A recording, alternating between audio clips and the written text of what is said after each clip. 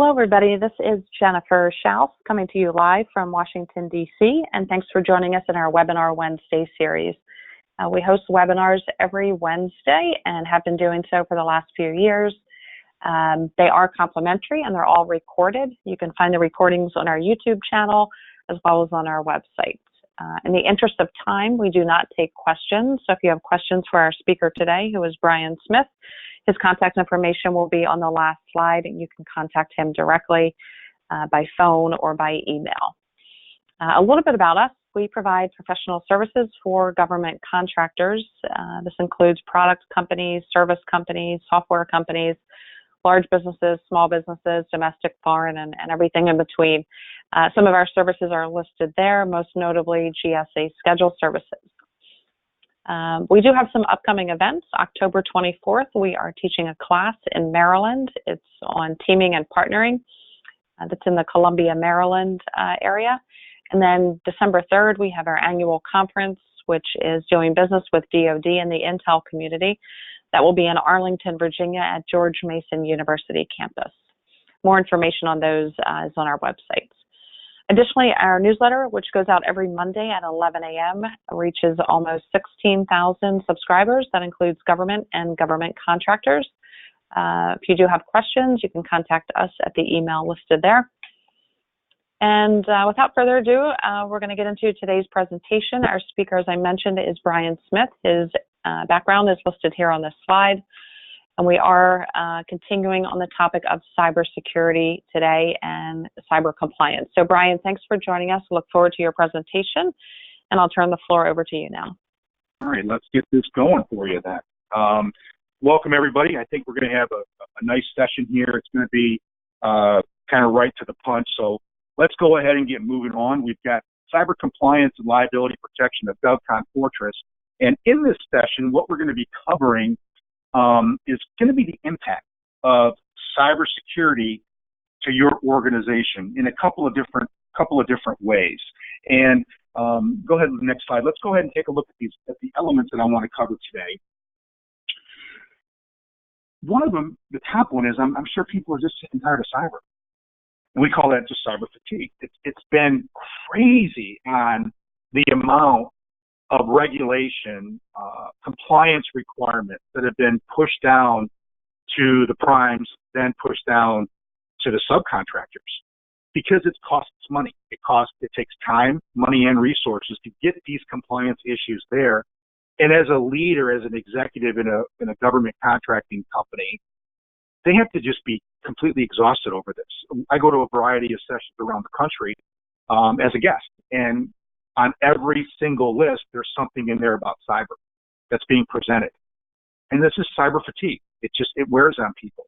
I don't want to get into, not even really get into that, but we're going to really dive into that, into the next part more than anything else. Is going to be the three facets of the cyber reality for GovCon companies, because that's where we want to focus our attention.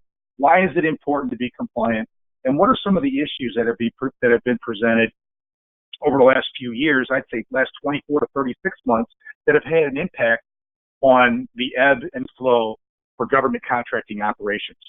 And then finally, how to protect your company, or how to protect a company from financial loss in the event one of these were to occur. Because under normal insurance policy, if there's no financial loss, then there's going to be no coverage under your general liability policy. That covers, somebody getting hurt, and it covers property damage. But if you make a wrong decision or something, that falls under a whole other policy. And I'm going to touch on that at the very end of this discussion. So let's move on to the next one. So the cyber fatigue, if we take a look at this here, I'm not going to insult anybody by reading off all these different entities and whatnot. But really what's happening is that when the regulations are coming down, there's an unknown. Who's going to prove that we're not doing this? And then that can lead down an ethical pathway that challenges even the best of us. Well, if we put this in the bid, or if we say we did this, who's going to challenge us? The other part of that is they're beginning now to come up with I say them, that being the government, with a way of checking the systems, making sure that the programs are truly in place. But I want to talk about those hazards in just a couple of minutes. But really it gets down to how is a company able to say, hey, yeah, we are doing this?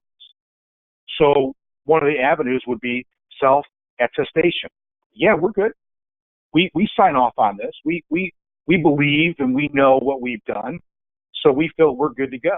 No one else from a third party is coming in and checking it out. Nobody from DCAA is coming in to verify it, or the GSA, or whoever. They're not coming in and actually putting their thumbprint on whether or not a company is compliant or not compliant. So that the enforcement of these regulations is under scrutiny, and the challenges that are set forth by the companies that are trying to put these together, it puts a big question mark over a variety of areas of cyber compliance. Next slide. But the three facets I wanted to focus on today have to do with the following: bids, whistleblowers, and let's just say suspension. Not disbarment, but suspension. And these are three realities that have occurred with organizations because cyber compliance was challenged. And it ultimately affected the bottom line, either from an investigation, the loss of the contract, or a defense of whether or not the company was truly compliant by somebody within the organization that was filed with the IG. Now, those are real issues, and that's what I wanted to focus on today. So let's go on to the next part where we're going to talk about bids and proposals. So in this case here, when a company's putting together a bid, and the people in this audience are going to know this much, much better than I am. I'm an insurance and risk management professional, and when it comes to bid and proposals, I'm going to rest on where you are with your clients or where you are with your current organization on how important this is. So for the bid and proposals, it's what information are you putting in there that you say you can do? What information is in there that you're saying is because you're going to get a requirement in the RFP and you're going to say, yeah, we're good with this. Well, are you? And whether or not you can deliver on those services if it requires a cyber component. That's very, very important because it can't be taken lightly to say, yeah, we could do this, but how do you prove it? And if you get to a situation or your company wins the deal, they get the award, and you're not able to do this, well, then you obviously know what's going to happen from there. It's going to have a major impact on the ability to get the contract completed, and it's going to have an impact on your performance rate. The other thing is overall protection. How well protected are you with your cyber information when you're putting together the specifications for the bid, when it's being specifically asked for in the RFP? Again, important to know what you have. And I know from my limited exposure here, but I've been doing this for a long time, but I'm not a contracts professional, that contracts, the people that are filling them out, may not always talk to the people in the IT department. They may not always talk to the person that's in the cybersecurity arena, or they may simply use a block of wording that they used before that may no longer be accurate. That's what I'm referring to here. And finally, compliance just in general. Stating that a company's compliant when they're actually not, well, then that's going to lead into the next part, which I like to go ahead and talk about right here. So let's move on to the next section where we're going to talk about PCAM, or whistleblower. This one's interesting. I actually hosted a guest on a podcast with regards to directors and officers insurance, and whether or not the directors and officers insurance would pick up the investigative costs of defense for a whistleblower complaint with the IG. Well, it can be added in. It can be. So that's a point that I'd like to stomp my foot on for you, and that is for you or your clients, inquire about their directors and officers policy and see if that can be added in, because it adds an extra layer of protection for those directors and officers at the board level on those decisions because it can personally affect their assets. Okay. Well, let's go down a little bit further here.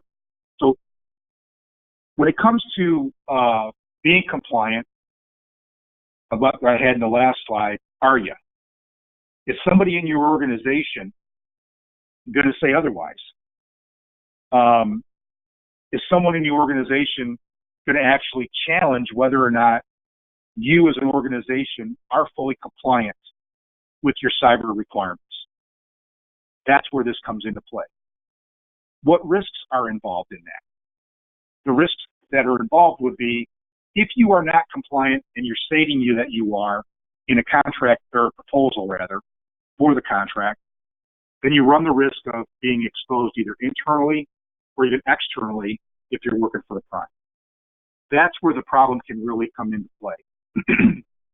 When you have a whistleblower issue, you're looking at much, much more of a problem than is going to be contained within this webinar. That's a whole nother series. But the penalties can be immense.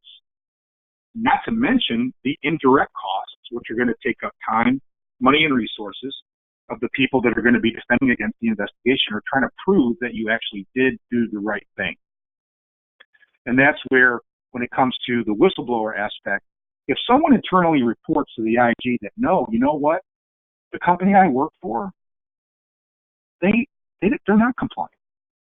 And there have been cases put on the books that has happened because the reward for a whistleblower in this case is substantial. Now, the litmus test for whether or not they move forward on that is a pretty high bar. They have to have a high level of proof, and there has to be substantial evidence for the IG to move forward on that. But in this case, in the case that I read about, they did move forward with it, and it cost a significant amount of money, and the penalties were immense. Next slide. But talking about the key TAM and the whistleblower, I mentioned earlier whether or not you can be protected as a director or an officer on the board, or a lead person in the organization if you're a senior executive. And the answer is yes. There's a component on a directors and officers policy that can be reviewed and considered, and I would recommend that you talk to your insurance professional about that and say, look, I want to make sure that we have adequate protection because I know our general liability won't protect us. But what about this directors and officers policy? And how would it work in the defense of a whistleblower claim? Just ask that question, because it may not be that difficult to overcome after all. Next slide, please. Worst case scenario here is we're looking at a suspension, being blacklisted, not being able to even compete any longer, having a difficulty in getting opportunities and suspensions are not very common. But if you are not providing the protection that you stated in the proposal, or if the company that you represent doesn't, then you're looking at a possible worst case scenario here. And that is they simply can't do the work any longer. They're going to be staged until everything's cleared up. And the value that is going to have on working on contracts or bidding on proposals could be substantial. And that needs to be considered as well. So being compliant in this arena is critical. Let's talk about, on the next slide, protecting your company from financial loss. And this is how we do that. Simply put, you can do it with insurance and risk management. You can even do it internally. So before I get into the coverages below, it's this. Have a good checks and balance system in place for your organization.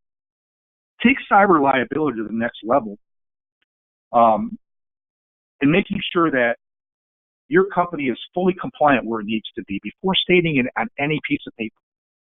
Because once it's in there, well, it's solid. You've got to back it up if challenged. And whether or not the organization can afford to be cyber compliant or not really isn't the issue.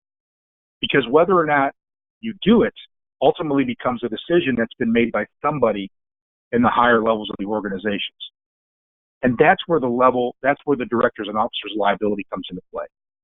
But it comes into play with two other coverages, that being cyber and professional liability.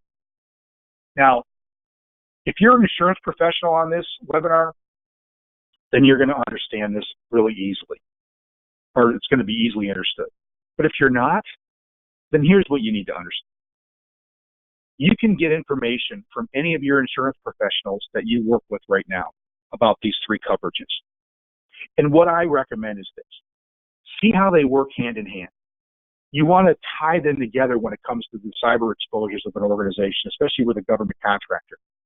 Those three areas are directors and officers liability. In other words, let's protect the people making the decisions at the top for wrongful misconduct or wrongdoing, or if they do something wrong and it wasn't intentional, that's really where it's going to have the impact. You want to have defense coverage in place so that true legal experts can work on your behalf without going outside of the organization and spending thousands of dollars on legal counsel. The next part of it is cyber liability. By having a good cyber liability plan in place, it's going to do two things. One, it's going to give you a level of financial protection in the event of a breach or a loss. But really, the other thing that it does is that it's going to, through the application process, it's going to possibly reveal coverage gaps or gaps that you may have, not only in the coverage, but rather in your compliance program. Because when you fill out an application, or your IT professionals do, work with contracts as well. Find out about who's working in the proposal department, making sure they understand what you have, but also what you don't have in place, so it doesn't inadvertently get placed on a proposal. And finally, professional liability. Professional liability, by and large, is not a required insurance from the government perspective. Only three are: general liability, workers' comp, and auto.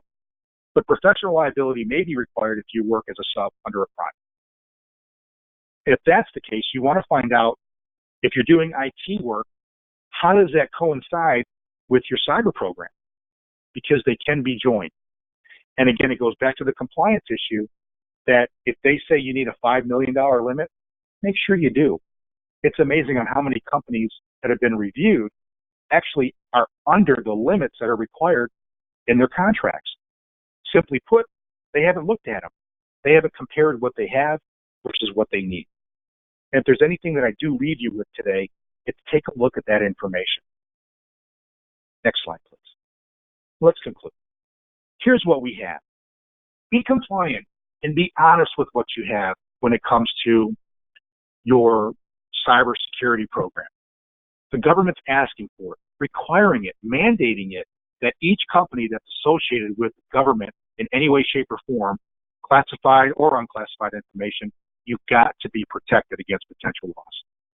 Now, the compliance issue may be difficult, but it's required nonetheless. But being honest with yourself and being honest with your company, being honest with the government on what you do have, can keep you out of significant hot water. When you do go through the analysis, find out where your gaps are. This should be done, I recommend, on an annualized basis, because companies change very, very fast. It can be based upon a new contract you've been awarded, or a direction that may be reconsidered or considered after many years, that you're going into another arena. Because a government contractor has can take their assets and move it to a variety of different needs that's put out in the contract specification. Look for professionals outside of your company if you need the additional assistance. Sure, it could cost a little bit more money, but what's it saving on the back end because you've done the right thing the first time? These professionals include IT security professionals, cyber experts, even law offices where they have a cybersecurity team. They can even provide you with an audit. They can try to hack your system and give you a program analysis that will let you, as a leader of the organization, make the right decision the first time. Save money on the front end by doing it the right way. And finally, having the appropriate insurance programs in place. This webinar is not about buying insurance from me or anybody else, but it's making sure that you're aware that there are insurance programs out there that can cover the financial loss of your organization should a breach or ransomware attack through malware happens. And furthermore, if the decisions that are being made at the top haven't been 100% correct, may not have been intentional, Well, there's coverage for that too, and that was in that directors and officers insurance. So ask your insurance professional whether or not the exposures that are present in your organization are being properly protected against loss. Jennifer? Super presentation again, Brian. Thanks for the great information. If anybody has questions about any of the content that Brian covered today, or has questions about the insurance that his company provides, his contact information is here. This includes his email and his phone number. And today's session has been recorded. We will post the recording on our YouTube channel and on our website either later today or perhaps by tomorrow. Thanks again for joining us, and please visit our website for the full schedule of webinars for the rest of the year. Again, they're all complimentary and all recorded. And thanks everybody for joining us. And thanks again, Brian, for a great presentation or great presentations today. Cheers.